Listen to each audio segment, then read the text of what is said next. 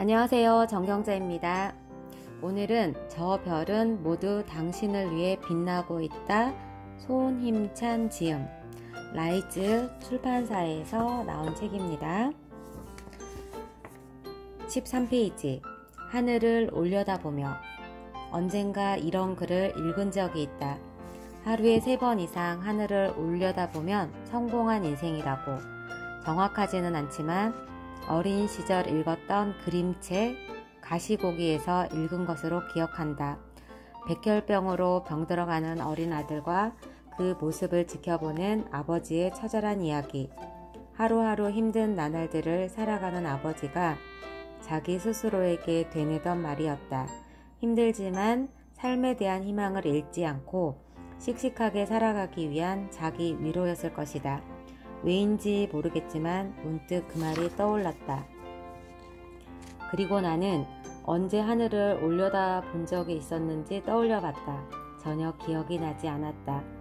삶에 지쳐 늘 앞만 보기 바쁜 날들이었고 지친 몸을 안고 하루를 마무리할 때는 고개를 떨구고 바닥만 보며 걸었을 뿐이었으니까 하늘을 올려다볼 마음의 여유 같은 건 없었다. 그리고 그날부터 매일 3번 하늘을 올려보기 시작했다. 맑으면 맑은 대로, 해가 지면 해가 지는 대로, 비가 오면 비가 오는 대로. 매일 다른 하늘일지 모르겠지만 왠지 나를 위로해주는 것 같았다.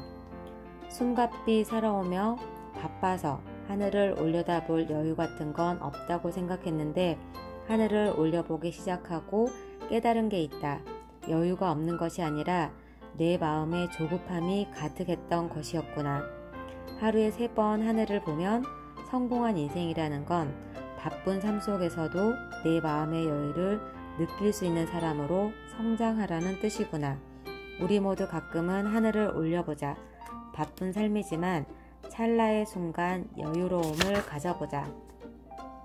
누군가는 삶이라는 게 결국 바쁘게 살거나 바쁘게 죽는 거라지만 난 그래도 한 조각 여유로움을 느끼며 살아가고 싶으니까.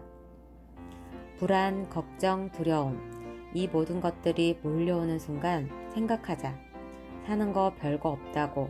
지금 이 순간에 집중하자고. 이렇게 생각하는 순간 놀랍게도 미래의 무서움은 사라진다. 마음의 틈. 사는 게 너무 힘들 때면 이런 생각이 든다. 세상 모든 것들이 나로부터 등을 돌리고 있는 것만 같고 그 누구도 나를 사랑하지 않는 것만 같다. 나는 쓸모없이 태어나 그 누구에게도 필요가 되지 않으며 피해주지 않고 사는 것만이 내가 할 수 있는 최선 같다. 물론 항상 그렇게 좌절하며 살아가는 건 아니겠지만 너무 마음이 힘들 때면 나도 모르게 극단적으로 생각은 치닫고 모든 것들을 부정하게 되는 것이지만 그렇게 부정적인 생각에 휩싸일 때면 나는 나를 둘러싸고 있는 모든 것들에 대해서 생각해 본다. 세상 모든 것들이 나로부터 등을 돌렸고 그 누구도 나를 사랑해 주지 않는 것 같겠지만 잘 생각해 보면 지금껏 내가 살아올 수 있게 해준 원동력은 내 주변에 있는 나를 사랑해 주는 사람들이었다. 힘든 시기에 내가 그들로부터 등을 돌리고 나 자신을 고립시켜 온 것이지 그들은 여전히 내 곁을 지키고 있었다.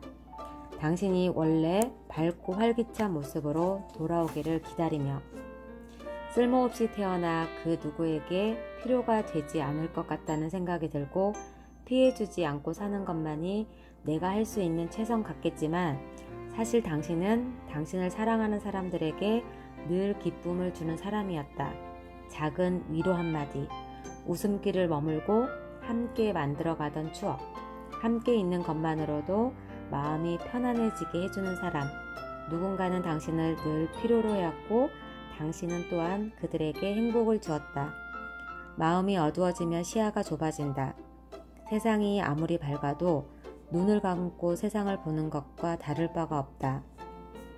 그저 당신은 잠시 어두운 마음의 틈을 헤매고 있는 것이다. 조금 방황하다가 정신을 차리고 보면 진심 어린 걱정의 마음으로 당신을 여전히 기다리고 있는 사람들이 있다. 좌절하지 말자. 너는 너대로 잘하고 있으니까. 잘하고 있고 잘 될 것이고 잘 될 수밖에 없다. 이 말을 되새기고 있다 보면 나도 모르는 사이에 현실로 되어 있을 것이다.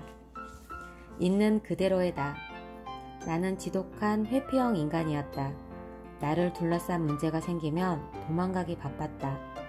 그 문제에 직면하고는 나의 잘못을 깨닫고 해결하면서 나아가고 그런 것들이 옳은 것이라는 건 당연히 너무 잘 이해하고 있다. 하지만 그런 건 말이 쉽다. 막상 힘든 일들이 찾아왔을 때 가장 쉬운 일은 그로부터 도망가는 거다. 친구와 다투고 나면 대화로 풀기보다는 홀연히 사라져 버렸다.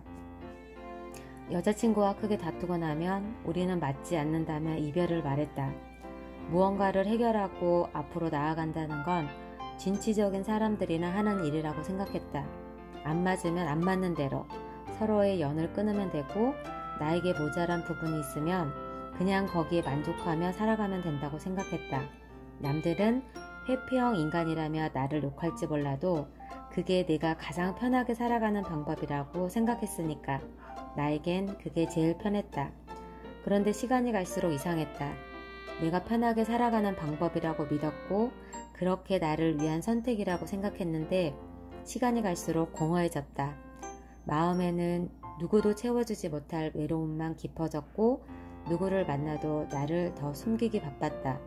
나만 편해지자고 내가 외면해왔던 나의 문제점들은 누군가가 내 곁을 떠나게만 만든 것이 아니라 스스로 나 자신을 병들어가게 하고 있다는 것이다.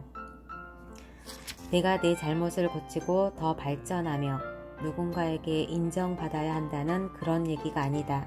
남에게 사랑받지 못하고 인정받지 못하는 건 괜찮지만 나는 나 자신에게조차 인정받지 못하고 사랑받지 못하고 있었다. 내가 가진 단점을 인정하고 받아들이며 나라는 사람이 어떤 사람인지 알아야 비로소 나를 더 사랑할 수 있다. 단점마저 사랑해주는 게 사랑이니까. 남을 향한 사랑이든 나 자신을 향한 사랑이든.